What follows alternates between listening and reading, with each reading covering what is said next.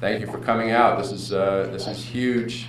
It's hard to believe that we would, thinking back a year ago, that we would be here today, but I'm very excited. I'm Tom Tobiasen. I am the RTD board member for this area that we're in right now, which is District F. And so I will kind of kick things off. What I want to do first is introduce, this is the elected officials briefing, but everybody is certainly welcome. And we've got a great turnout. We've done a number of these briefings over the years through the I-225 environmental evaluation process. So this is not new, but it's probably the biggest turnout that we've had. So it must mean that something big is going on, which is really exciting. So let me just recognize some of the, or hopefully all the elected officials that are here, and then we'll get into the briefings. First, let me recognize the Aurora City Council members that are here. And I saw Debbie Holland-Hunter is here. Oh, in the corner, Bob Laguerre is here. Marcia Berzins is here. Thank you, Marcia. I know you had some other conflicts. Bob Broom, who's my ward representative. Sally Monnier from Ward 1. And Brad Pierce, who's City Council at Large. Are there any other City Council members? Okay, great. Bill James from RTD is also here, representing, he represents the Denver area. I think a little bit of Aurora on the, or Arapahoe County anyway. And then Director-elect Claudia Fulska is here, and she represents she will be representing the western part of Aurora once she gets sworn in January. And then from state legislators, we have Senator Suzanne Williams is here, and Representative Sue Ryden is here. And do we have any other representatives? I know there were some others, and some other folks may come in. We had a lot of folks that responded that they were going to try to make it, so look forward to seeing them. Did I miss any elected folks? Great. Oh, and Congress, I'm sorry, Trish Stevens from Congresswoman DeGette's office, and thank you for coming, and she represents she's the transportation specialist for Congresswoman DeGette's office, so thank you, Trish, for coming. Great. Any other, I don't know if there's any other Congress or senators. Okay, great. So thank you all for coming. We'll go ahead and we'll start off with a kind of a quick overview of FasTracks, and because we're recording, I will have to try to look at this at a pretty good angle to see what we're talking about. Oh, and okay, so we've got a slide projection. So if we want to go ahead. So I-225 is part of the bigger project. In 2004, the voters approved FasTracks, which is a 0.4% sales tax increase to build out the entire FasTracks system. Today we have over $4 billion of the FasTracks program either under construction or in the design phase, and I-225 is part of that. So this is huge progress that we're making.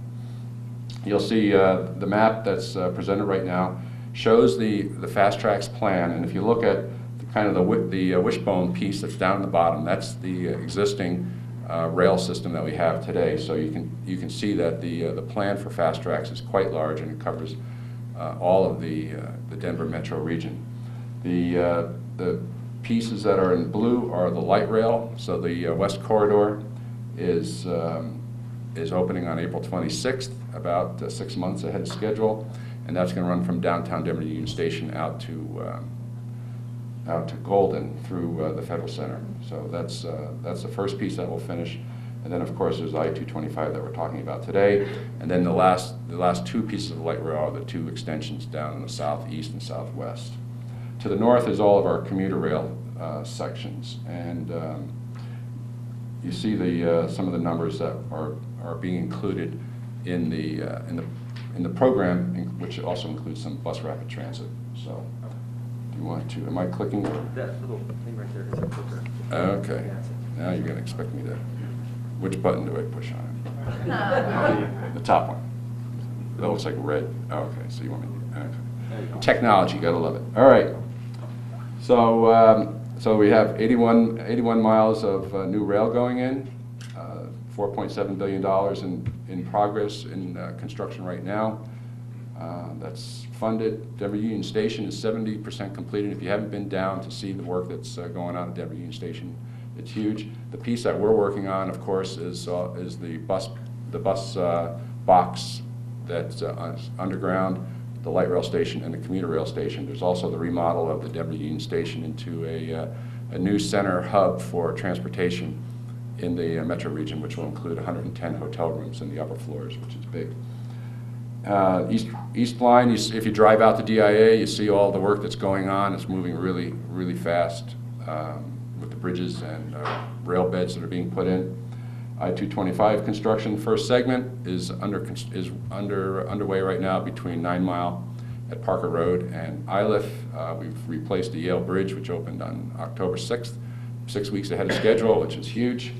And then bus rapid transit going out to Boulder along US 36 is in progress. So that's big news. We're continuing with the $4.7 billion investment, and I will say that RTD is fully committed to getting FasTracks done.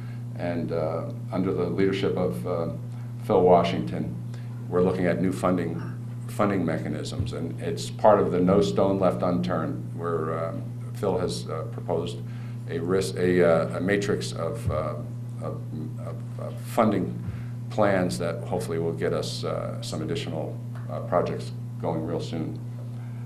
And you can read the rest of that. I don't think there's...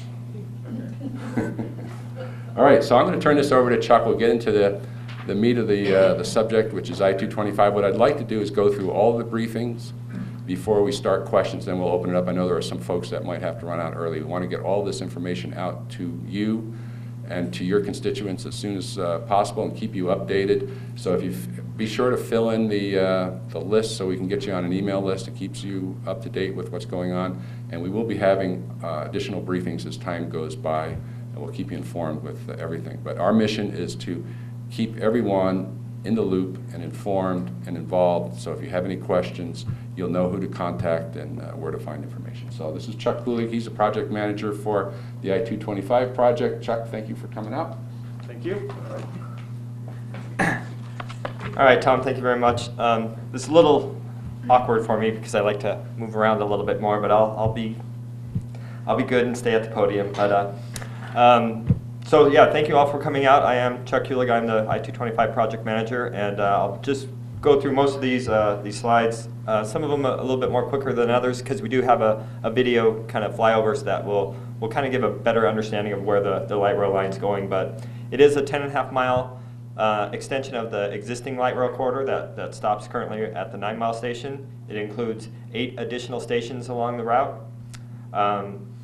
Back about a year ago, well, it's a little bit over a year ago, we were just doing a small little project for our 9 Mile to Iliff segment with our partnership with CDOT, which we'll talk more about that later. But Kiewit came to us and offered us a proposal to build more of our line. So we went through a whole process to work that unsolicited proposal through our policy that RTD has, and it was a pretty fast-paced effort to get that pushed through. And in July of this year, July 24th, we awarded a contract to the Kiewit Group and AECOM to build the rest of our line, the rest of our corridor. So that was really exciting when we didn't think that we had just a small mile and a half segment. To be building the whole thing was pretty exciting, and I do want to commend our board and the other RTD staff for getting that pushed through and having the heart and the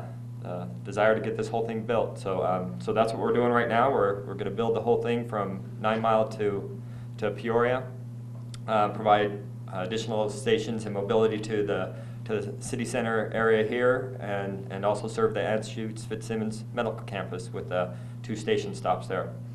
So I guess we'll try to put our video up and be able to see. It's just a flyover video. And some of you might have seen this before, and so we'll get through it, and it'll show where the stations are, the alignment adjacent to the corridor. So here we are, leaving the 9 Mile station right there at Parker Road. That's where the 9 Mile station is, and we continue along the median of I-225. But as soon as we can, we fly over the northbound lanes of I-225 And that's the project that we're working on with CDOT, and Rick Javix here to talk more about the CDOT widening. But you can see where the flyover went right over those northbound lanes at 225 along the east side of the highway, just adjacent to the northbound lane. So it'd be about the same elevation as the highway there. So it'll be just right, the light rail will be right next to it. Continuing along the east side, then the Yale Bridge is coming up now. So we go underneath the Yale Bridge, and that bridge was actually replaced by the CDOT project with SEMA construction. So that's already done and complete. So when you drive out there, you'll see a lot of this work taking place. So we keep continuing on, and this is coming up to the ILIF station. So we'll have a station platform there and a park and ride. And actually, this park and ride configuration has changed a little bit. We're working with the city of Aurora to get a parking structure in that little corner right there. So we're working with the city of Aurora right now to get that happening. So we just went over ILIF, and we're continuing along in between the Abilene frontage road and the CDOT right-of-way. So our tracks will be right in between that roadway. And actually, the city of Aurora has, we're going to take one of the lanes of Abilene there. So it'll be 2 lanes in the southbound direction, 1 lane in the northbound direction, but continue the turn lanes into the businesses and things. But we'll have our light rail right in between the highway and the Abilene road. Coming up to the Florida station here, we'll have this is just a walk-up station, so it'll just be a station there, but we'll have a pedestrian bridge that goes over the I-225 lanes to the west that'll serve the Aurora Medical Center there on the west side of the highway. Continuing along the same alignment going north, we'll go up and over the Mississippi roadway. And then back down at grade, or just the same kind of elevation, but more up higher, closer to the Abilene elevation of that roadway, but still in the same vicinity as in between the highway and the Abilene roadway. And this is where we come up to Abilene and Exposition, and we make that 90-degree turn and then head into the city. So we'll go right down the center. Be careful, this might be a little easy or hard on the stomachs first thing in the morning. So we'll go right down the center of Exposition, and we're working with the city on what the roadway is going to look like in that area. But there is the vision. The city has the vision that the city center area is going to change. It's going to be more of a downtown feel to it. So then we take another left-hand turn there at Sable. So we're right at Sable and coming up to Center Point, and that's where we have our existing bus facility. They're at Center Point and Sable. We'll have a parking lot with our station platform there right next to Sable. And then this is where we continue back north. We go into the center of Sable and then across Alameda at grade. So the train will go right across the intersection there at Alameda.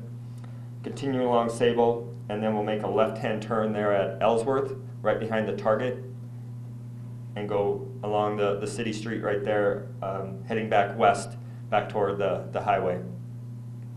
And then we'll make another right-hand turn there at Abilene and have our next station there at 2nd and Abilene. I'm working with the David Erb people that are here for that development there. So we'll have a station right there, but also have that access underneath the highway at 2nd Avenue, so that we'll be able to serve the other side of the highway as well, that existing underpass there.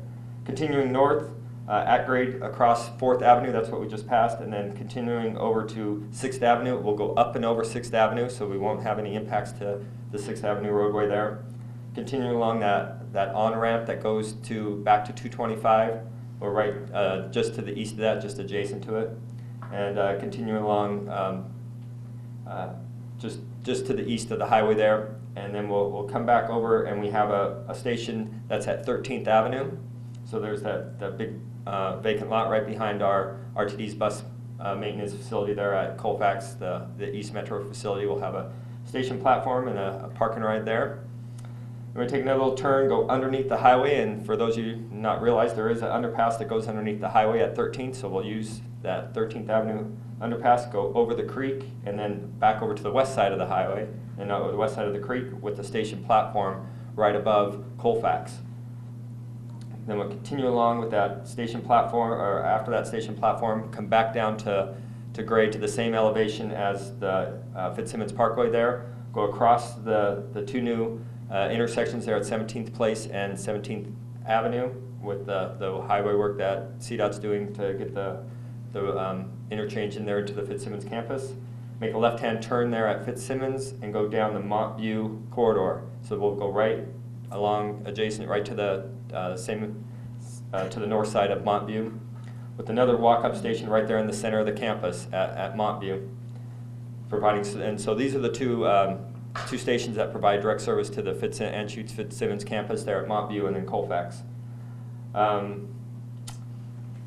Continue along Montview going east, and then we'll make a right-hand turn at Peoria and start heading up Peoria.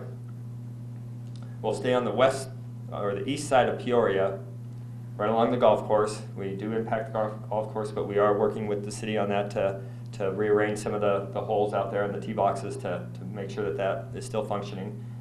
We cross at 25th Avenue, cross all the way over from the east side to the west side of Peoria, and then continue along Peoria over the tollgate, that's Sand Creek, over Sand Creek there, and then continue along Peoria all the way up to the Peoria station that we have our combined station with the East Corridor commuter rail line. We'll be coming up on that in just a minute, but we do cross all those 30th and 33rd Avenue at grade, and we're working with the city on how the traffic signals and how the train's going to interact with all those intersections. But here we are, we make our final turn for our final destination at Peoria and tie in with that commuter rail line. The East Corridor commuter rail line, they are building that their station platform and the parking in that area, but our platform will come in right adjacent to that, so you'll have to get off the light rail and walk over and get onto the commuter rail to either go out to DIA or back downtown to Denver Union Station. So that was a quick trip of our corridor, and then I'll get back to talking about some of the other stuff that we're going on. I did mention our whole project with CDOT, and like I said, Rick Rajavik is going to kind of come up here in a little bit and talk about more of what that project is going on. But we did start that about a year ago. They are building the highway. They're widening the highway, but they're also creating our envelope for the light rail up to 9 Mile from 9 Mile Parker Road up to Iliff. So they're working on that right now. Tom mentioned the Yale Bridge, that they had to demo that Yale Bridge, and then they rebuilt it, and it was torn down, closed down Yale for 4.5 months, and then they rebuilt it and opened it back up to traffic, and didn't have too much of an impact to the community. So we tried to minimize that, but I think overall it was a very good project to get that done and completed very quickly. So then RTD has entered, like I mentioned, with our contract with Kiewit. That notice to proceed for Kiewit was in late August, end of August. So they've been working right now doing design, and they plan on having that whole rail line construction completed by the end of 2015. Now RTD still has some testing and some other things to do to make sure the line functions properly. So we're not planning on opening up to revenue service so people can actually travel on it until probably mid 2016. So we have some time in there to make sure everything's functioning properly. So still to be determined when that opening day is. Oops. I guess I needed to punch the little buttons to let you guys know where I was. So the project team right now, some of the things that we had into the Kiewit contract is right-of-way procurement. So we are working on that diligently to get all the right-of-way for the whole corridor. Most of the right-of-way that we're running in is either in CDOT right-of-way or City of Aurora public right-of-way, but there are some private right-of-way takes that we need to happen, just like any other big project. But most of our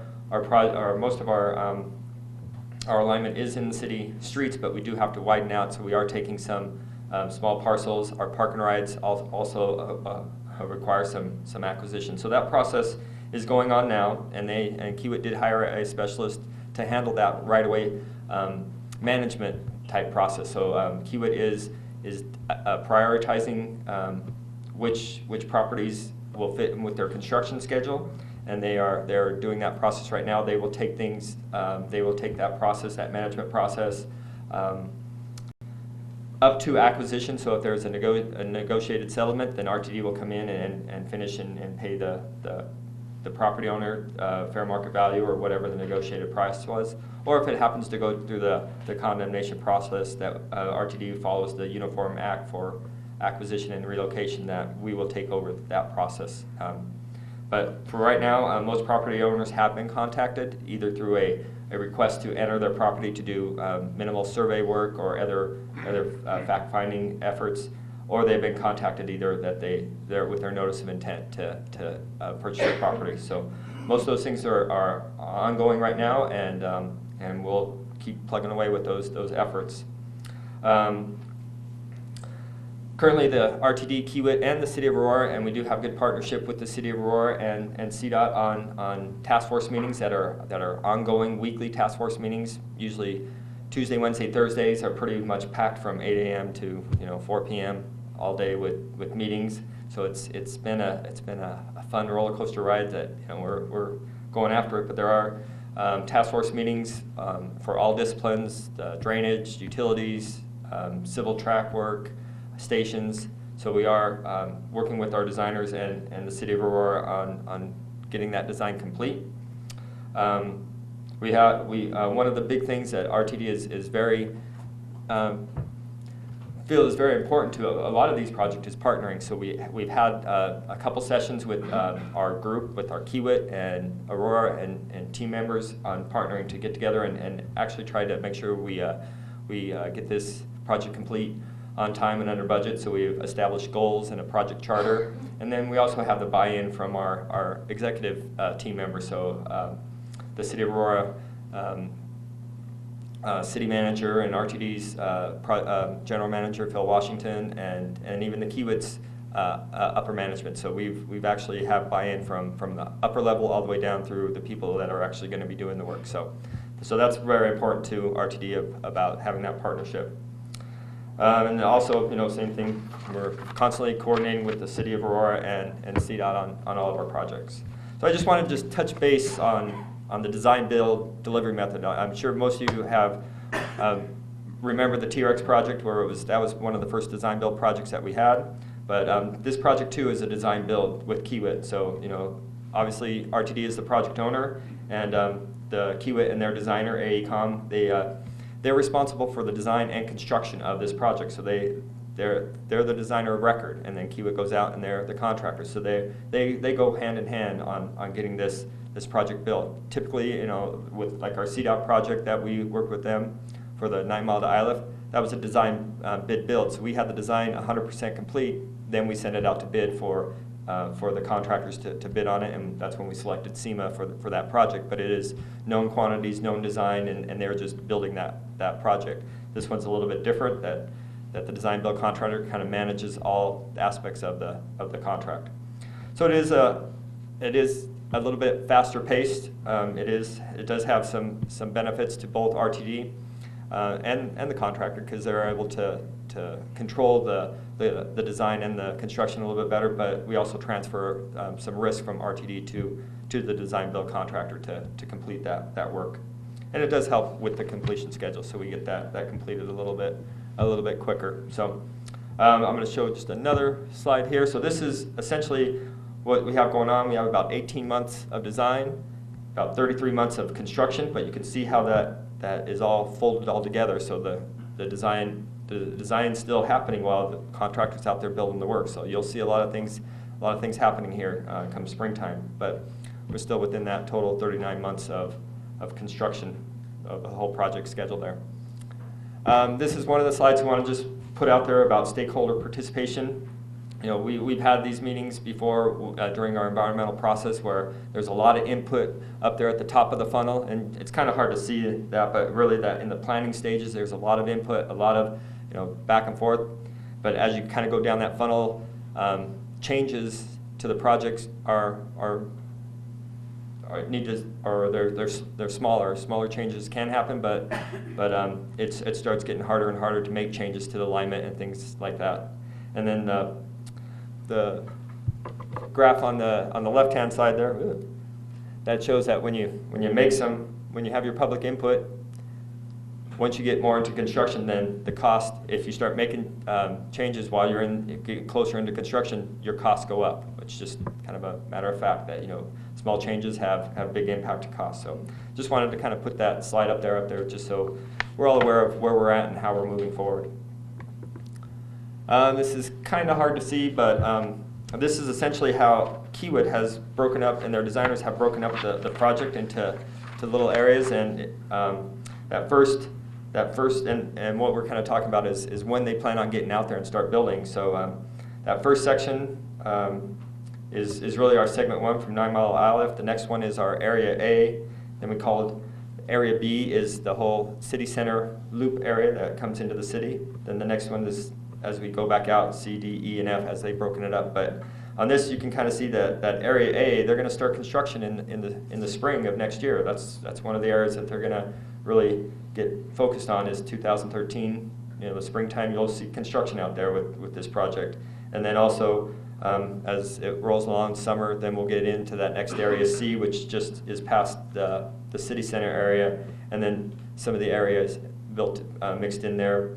Maybe spring of 2014, toward the Peoria corridor up there towards the end, and in the summer of 2013, we'll be working right there in the Fitzsimmons campus. So it's people ask, well, what's the schedule? What's the schedule? Well, we're going to be starting work, and it's going to be happening all up and down the whole corridor. So it's kind of hard to say exactly what's going to be happening where, but we're really excited to get out there and get this project built, and that's what we're doing right now. So I'm going to kick it over to, and I can answer any questions after we get through the rest of our presentation, but I'm going to kick it over to Dave so he can kind of talk about our partnership that we've been, and other things that are going on in the city. Thank you, Chuck. Thanks, Dave. Thank you, Chuck. I'm Dave Chambers, Public Works Director for those of you that don't know me. And doesn't Chuck look great in a tie today? I've worked with Chuck for about 10 years, and I think this is one of the few times I've actually seen him in a tie, so it's a great. It took me like 3 times. Yeah, it took him 3 times to get it put together. I'm going to be real brief, but a couple of things. It all looks so easy when they fly through, doesn't it? How many of you got sick while they were doing that? I sure did. But the thing you need to understand is this is remaking our community. I'm sure that our elected officials in Aurora understand that, but the whole group here needs to understand you're watching Aurora transition into a more urbanized environment. And RTD has chosen, I think this is a fabulous thing for the city, is, what's this project, $600 million plus? Yeah. Yeah, when you add everything up, it's about $600 million. Think about how big that is. That's equivalent to about 50 years of our rehabilitation work in the city for overlay and concrete repair. So this is a huge, massive effort on the part of RTD, and we really commend them and thank them for being able to get this project underway. A couple of things that you should be aware of at least for ours. How's this thing go here? Chuck talked about our project team. We have a great relationship with the RTD team. We worked with them through the environmental process through, I guess, 2007 through 2009, and we established a lot of those relationships, and we worked through a lot of those. So what we've done is we've put together a project team with the city where we've taken a lot of our key staff members and we've devoted them entirely to this project. And I think that shows you the commitment that the city has to this project. And what we've done is we've combined people from our Public Works Department, people from our Parks Department, people from planning, even from our city manager's team, and we're actually working with the RT team hand in glove to get this thing done. When Chuck says that there are task force meetings, let me tell you, those are really serious, long meetings, and our staff gets a lot of input into that, but there are a lot of little itty-bitty decisions that have to be made on those. So we've set up a couple of different kinds of committees to do that. First off, we have a group that's really down into the nitty-gritty, and that's primarily some of our engineering and planning staff that actually works directly with the consultant team and the RTD team to work through all those details that you saw up here when you fly through. Things like how traffic signals are going to be coordinated or how the stations are going to look, those kind of things that we're working with them on. And then we have a senior group, which is our steering committee, which consists of primarily department heads such as myself, Bob Watkins from planning. We have our communications team, that's Kim Stewart, and we have Nancy Freed from the deputy city manager, our deputy city manager, plus Skip Noe, our city manager, actually participates in those when his schedule allows. So there are a lot of policy type issues that come out of those that we try to look at holistically as a group to try to help expedite this process for the RTD team. Some of the things that we've been really struggling with on this project you should be aware of, and Chuck kind of showed it, but it just doesn't magically get from that beautiful flyover to where you can actually get on the train. There's going to be a lot of construction impacts with this project, and that's a big deal for us in local government, particularly for where I sit in Public Works. They're crossing every major east-west arterial street in the city. Most with a structure, but there will be some that are at grade like Alameda. That's going to be interesting. There will be road closures from time to time that will impact traffic. There will be bridge structures going up. So what you see now is not what you're going to see when they're finished. If you ever get an opportunity, when you drive up to DIA, for example, make a point of going up Airport Boulevard. You can see some of the structures for the East Corridor being built right now that'll cross. There's a big flyover that crosses Airport Boulevard and I-70. You can see some of those columns going up now. Those are the kind of things you're going to see in our community once they get into heavy construction.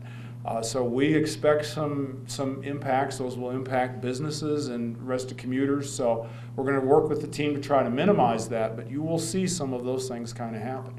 Once again, once they're completed, when you look at all those stations, this is the real exciting thing for us as a community, is that land use is going to change. And to that end, what we've done is we've put together a TOD team, which is led by John Fernandez. John, you want to kind of raise your hand? There's John Fernandez. He's from our planning department. He's our manager of comprehensive planning. He's now our TOD manager.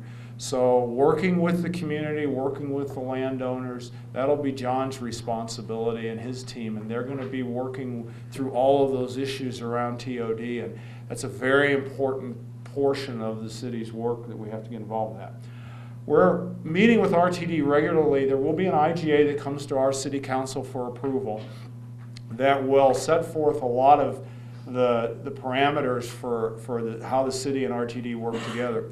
One of them is our transfer of right-of-way. You saw a lot of those alignment was inside city right-of-way. Some of it will be in street running like the city center area out here. So we are transferring right-of-way and we're working with RTD to do that. So we'll set some of those. There are some other special issues that we're dealing with, particularly how we handle our plan review, how we handle our fee structure with that, so that we can make sure that we get an opportunity to review all the plans that come through. So those are the kind of things that you see in a typical intergovernmental agreement that we'll have with RTD, and that'll be coming to our city council hopefully in the next month or two. And then we've been working with the Anschutz Fitzsimmons campus. There are a couple of things that are kind of important along the line, and that's a particular area of interest for us, in that the whole, how the station integrates with the campus, the alignment of that road, and the construction of Montview Boulevard. We have a lot of issues that affect the campus there that we've put together a team, and we've actually hired a consultant to help us actually look at that in detail with all the stakeholders on that campus. And in fact, we have our second meeting next week where we're actually going to meet with the stakeholders on the campus and go over a lot of the issues that surround the campus, because we want them to be fully engaged, because quite frankly, this is really going to change the access to the campus. It's going to allow much more opportunity for folks to take rail to the campus, so it's really going to be a great thing for that up there. And then lastly, I think it's an exciting thing for us. We've talked about the TOD opportunities. There will be business impacts. There will be issues from landowners that we'll have to deal with as a city, and that's the reason we set up this whole framework inside of the city to actually help support RTD in this effort. And we're really looking forward going forward that this is going to be a great opportunity for the city, and we're getting the opportunity to actually remake the city. You're going to see it entirely. I want to be around 25 or 30 years from now to see how this thing really impacts the whole community, because it's really going to change, and you're all here at the beginning, and it's going to be exciting. So with that, I think the next is Rick Javik from CDOT, who's going to talk a little bit about all the CDOT work that's going on. Rick? Thanks, Dave. How do you change the slides now? Oh, right here. This guy. You hit that button right there. Okay, great. Well, good morning, everyone. I'm excited to be here and want to give you an update on what's going on with 225. Again, I'm Rick Javik. I'm a resident engineer for CDOT. One of my responsibilities is the 225 corridor. I've been working on it since 2003. And I think since 2003, I don't think I've ever worn a tie, Dave, in the meeting I've been in with you. So, in 2001, we actually did a study on 225 and completed it with Fonzie. And that was to widen 225 out to 3 lanes with auxiliary lanes. That was in 2001. The first project was completed at Iliff in 2003. And that brings us up to today, where we're partnered with RTD to complete the corridor. That has been a great partnership, and a partnership with the city of Aurora as well. And so, let's see, I want to flip this over. There we go. So last year, or actually this year, seems like a year ago, February 14th, we advertised the project to widen 225 from Parker Road up to Mississippi, completing that 225 corridor and the commitments we made in 2001 in that Fonzie. The project was awarded to SEMA Construction. SEMA bid $42.8 million for the project, which was 8.7% below the engineer's estimate. And we kind of knew that going into this whole thing, that partnering with RTD was the right thing to do. It opened up that whole corridor, that 300-foot wide right-of-way swath that we could actually do more with in construction, and it made it easier for the contractors to phase that construction, and I think we saved quite a bit of money doing it that way. The total cost of the project, for including design and construction engineering, is estimated to be about $63 million. The contractor's on schedule and has charged 172 days of the 538 working days for the contract, about 32% of the time, and 32% of it's been complete. The project completion date is hopefully early summer of 2014, and we seem to be heading straight into that without delay. Okay, as was mentioned by RTD, the construction on the Yale Bridge began the weekend of May 12th. The contractor, SEMA, got in there, and the first thing that they did was remove the pedestrian bridge that was there. Then they came back and demolished the bridge over the weekend. They had 26 weeks to complete the bridge. That's the final bridge right there.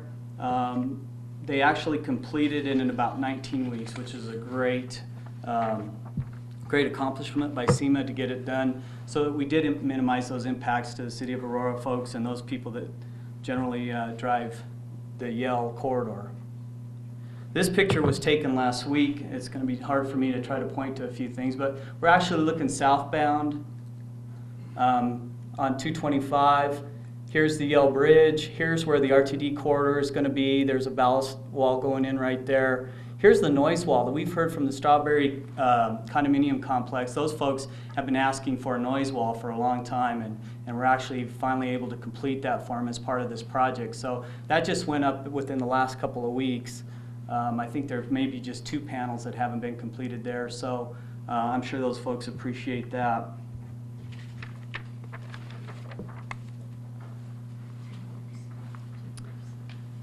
So a couple other projects you may have noticed that have been going on is the I-225 Colfax and 17th Place interchange. We've worked with the city of Aurora on that to get that opened up. We're planning on a February 7th grand opening ceremony with the city and a few other folks.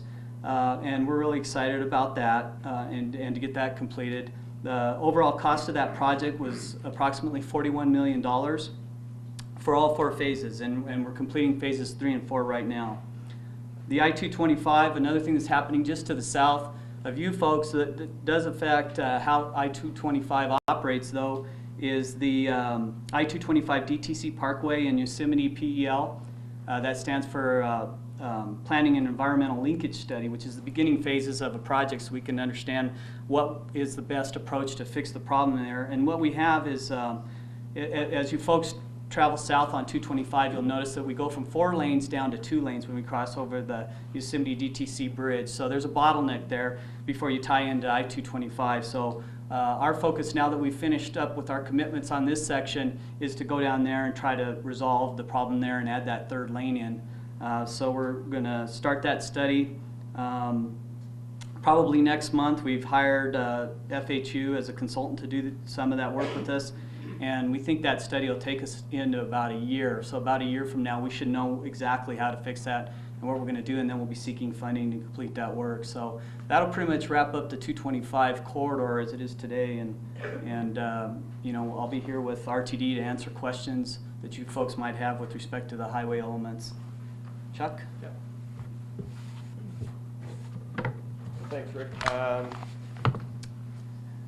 With that, I think we're all done. Before I open up to questions, if you do have any other questions after this meeting, or if you make sure that you sign up at our website there, and then we can make sure that you get any newsletters, any updates of construction as it progresses for the next 3 years.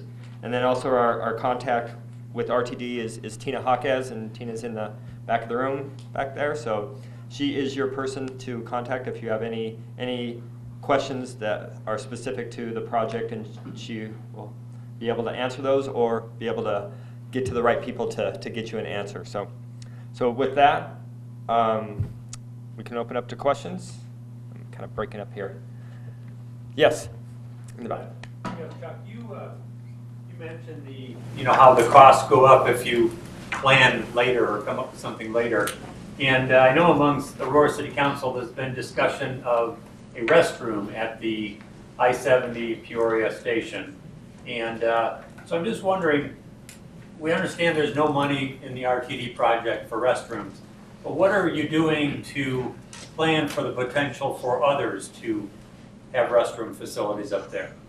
You know, it's all part of our stakeholder participation policy. So if we consider some of those things like that if it's not in our budget, that they're considered a betterment. So we have a process that if the cities or if a developer or other third parties want to come together and put that into our contract. And this keeps breaking up on my regardless. So they can come to us and we can offer a proposal to try to get that built either with our project or as a follow-on project later on. But it would be considered a third-party betterment for those type of things. Yes.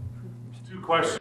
One on FasTracks. In terms of the VA hospital, you know, there's all this discussion about the entrance for the VA on the west side, pretty far away from the station, and I understand now, I just found that out the other day, that there's an entrance to the VA on the south side of the hospital. And are you aware of that, and how far is that going to be from the station? It was about a month ago. We sat down with the VA hospital folks, Director Tobiasen and Director-elect Polska was there, and then a lot of the Aurora planning staff and RTD. We met with the VA hospital staff and talked about some of those issues, and that entrance is right a little bit west of the Fitzsimmons Parkway, Colfax intersection there, but it is on that south side of where they're building, and that it might be about less than in between 400 to 800 feet from the station platform where it's currently located, but it is right there on Colfax. That's good information for the public and the veterans and who's, you know, the patients and everybody going to the hospital, because, you know, I think everybody had the impression there's only going to be one entrance on the west side, and that's good to know there's going to be one on the south side. Right, and they're working on that to try to figure out how that entrance is going to access, but their main entrance is on Wheeling to the VA that faces west. Second question about the CDOT project on 225. Somebody asked me the other day about the Jersey barriers going down the middle of the 2 directions of 225. at night, the glare coming from your opposing traffic is really bad. Can there be fins, those little green fins that stick up on top of the Jersey barriers? Can some of those be installed? We'll let Rick. Glare is not damaging, or Right, and I appreciate that comment. We did look at that. We actually do. We're not required to put those fins up on projects. We do that in the transition areas. So if you'll notice on the north end and the south end of where that, we call it type 7 now, Jersey barrier is a little older term, but in the transitions where we're actually serpentining traffic over to one side and then bringing them back in, where you'll get those headlights really pointed at each other, we have installed those. We looked at that area. The problem with 225 is it's a big sweeping curve, so it's just a long curve, and those lights can be a problem. It's no worse than any other city street. People aren't accustomed to it, but we looked at that. It's 8,000 feet that we'd have to put those up at a cost of about $60,000 to $80,000. So we thought at this time, we've only heard the one complaint. We don't think that's being good stewards of taxpayer dollars to go in there and spend $60,000 for that. We think, folks, be careful with the way they're driving. It's not unlike a lot of places where we have, just 4 lanes of traffic separated by a double yellow line. So we have heard that comment, and if we see any more problems associated with that, then we may reconsider that. Just a comment on your comment. When you're going down a 4-lane arterial with the median in the middle, you're only going 40 miles an hour, or you're supposed to.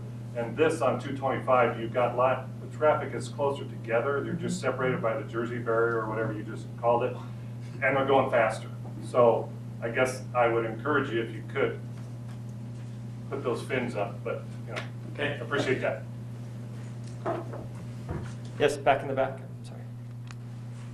On Peoria and about 33rd, where you have your station, I just think of the actual train that crosses over there and the delayed traffic and how that is all going to take place. The people are stopped for the train anyway, and how more delayed are they going to be? Well, that's that whole area is going to change as well, and this is, I can have Dave come up maybe to talk about it, but they are having Peoria, they're working with City and County of Denver, RTD and Aurora have combined together to actually take Peoria Street over the top of the freight rail tracks and the commuter rail tracks there. So there is a project, and I think it's out for bid right now. I don't know where it is in that process, Dave, if you want to mention that, but that project is going on, going to happen too.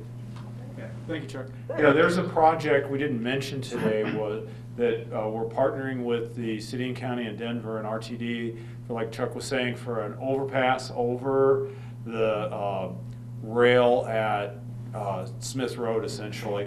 It'll go over the Union Pacific tracks. It'll go over the commuter rail tracks. It's about $50 million. Proposals, it will be done design build as well. Proposals are currently being evaluated on that. But that will be, there's a lot going on there. If you think over the next couple of years, the East Corridor Rail is under construction right now. These guys are going to be there under construction. And now they're going to put a bridge there. So that's going to be kind of congested for a while.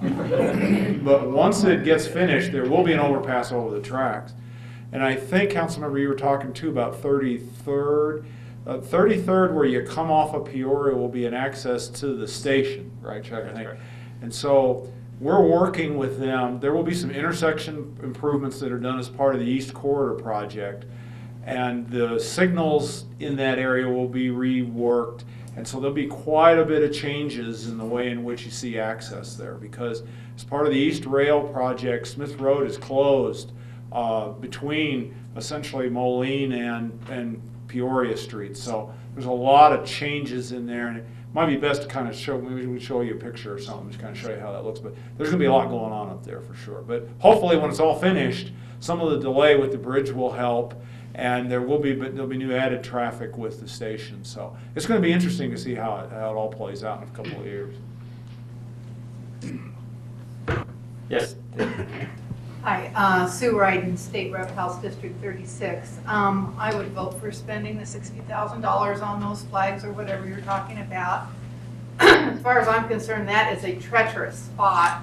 And, you know, one fatality is going to be worth a lot more than $60,000. So please consider doing that. I also have a question about if someone is tracking the number of subcontractors that are involved, our local businesses, and are there controls in place to assure that those companies are being paid promptly? And the answer is yes. And Kiewit, and I can tell you how many subcontractors, over 100, I think that they're going to have on that project. We do have an SBE small business goal for Kiewit. It's 25%, so they are required to subcontract out 25% of that to small businesses. And then RTD does monitor does monitor Kiewit to make sure that all their subcontractors are paid on time and promptly. And so hopefully that answers your question. Rick? Adrena Gibson, our small business liaison.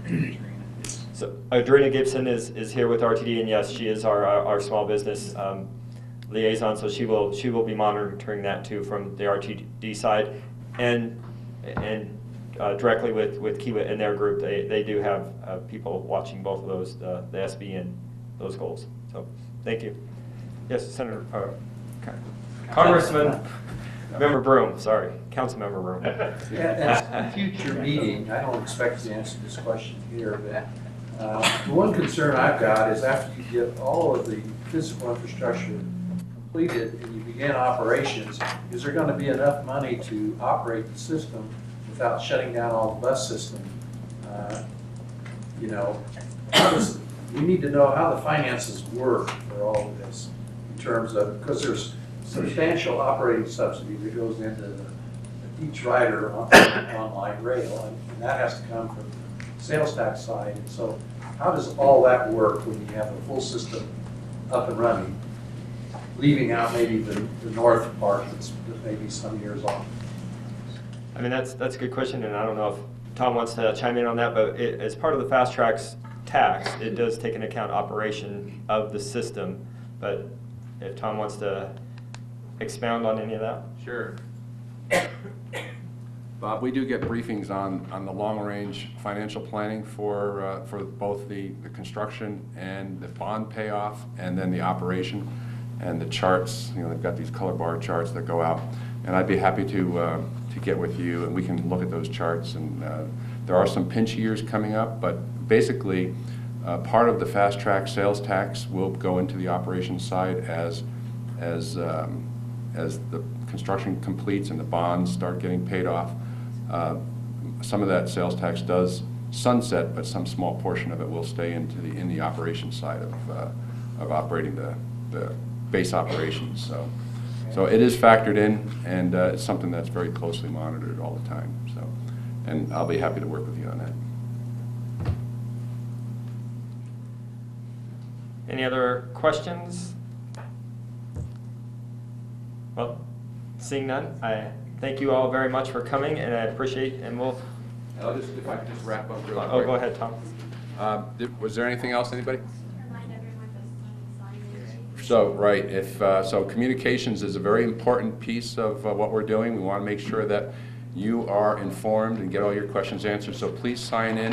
Also, I have some cards out there. If you have any questions that you want answers, you're always welcome to contact me. I did want to recognize that Councilmember Rainey Peterson has arrived, or any other elected officials that have come in. Thank you, Rainey, for coming. We will have the construction and RTD offices in the corridor. Tina, our PI team people, will be here in Aurora. Our civil rights, and you're asking about SBE and getting paid back. We have our civil rights representative who will be working with small business. She will have an office here, so RTD will have people right here in the corridor locally, boots on the ground, working to solve problems, answer questions. So it's very important that if you have any questions, feel free to contact Tina, and you're always welcome to contact me, and I'm happy to do whatever.